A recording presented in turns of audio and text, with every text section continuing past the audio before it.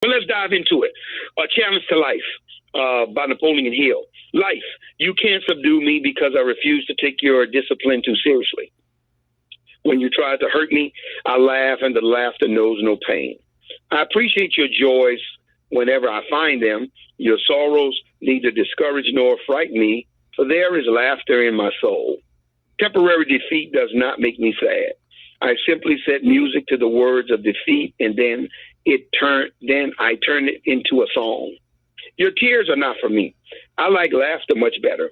And because I like it, I use it as a substitute for grief and sorrow and pain and disappointment. Life, you are a fickle trickster. Don't deny it. You slip this emotion of love into my heart so that you might use it as a thorn with which to prick my soul. But I learned to dodge your trap with laughter.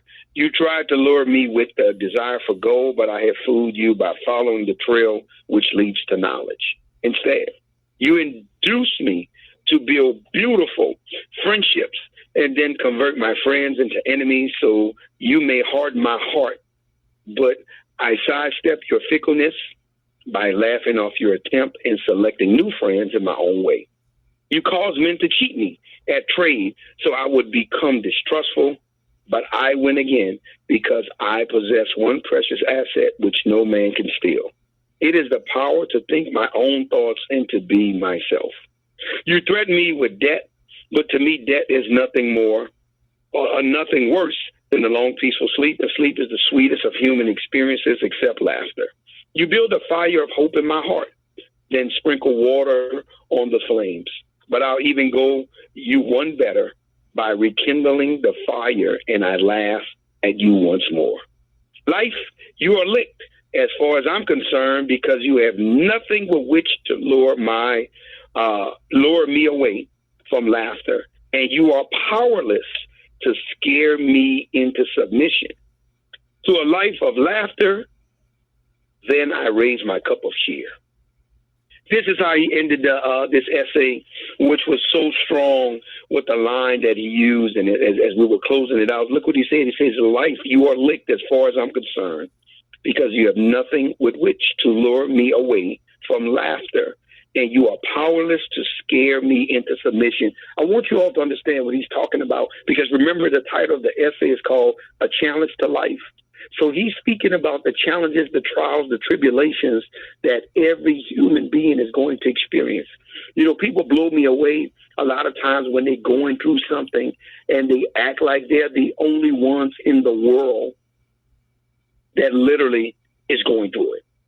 Like, remember, Scripture even tells us there's nothing new under the sun. There's nothing new that's happening that have happened to any of us that has not happened to anyone else.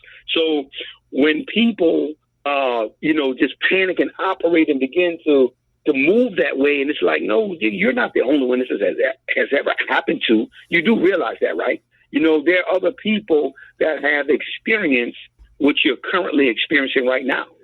And a lot of times, remember, you know, many of us like to fill up our faith tank, right? And I'm talking about, you know, you get so many people that they want to read the word. They got so many people. You're in Bible study, man. You're there on Sundays. You're part of the deacon ministry. You're part of the usher ministry. You're this and that, you know, for the ministry and everything. But a lot of times now, when you have to exemplify your faith and belief, when you're in the midst of that trial or tribulation, you get a lot of believers a lot of times that fold.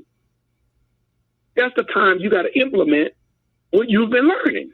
Even on this call, even in terms of entrepreneurship, I want you to understand, you know, when you're being taught these things and when you're teaching these things, man, you got to learn to exemplify it. You got to learn to push through it, because there's more, like I said, behind the scenes. And many of you all, you'll get the story. There's some juice in it that I know some of you all want. So maybe, like I said, our next private event, next leadership event, when we come out thriving, because we're preparing for the biggest year, you know, 2025 that's coming in, for the biggest year the company has ever had. We're getting prepared for that, and all roads, everything is pointing that way. But the thing that I'm saying to you all that I want you to understand is that it's not coming without tribulation. It's not coming without trials. right? But you gotta learn to understand this is going to be a normal part of the journey of life, not entrepreneurship, of life. Remember, this poem was titled "A Challenge to Life." It's saying, no, I'm going to push back. I'm going to push back on what I believe and what I'm going for and what I'm looking to achieve. I want you to see how the precedence is set. See, there's nothing like you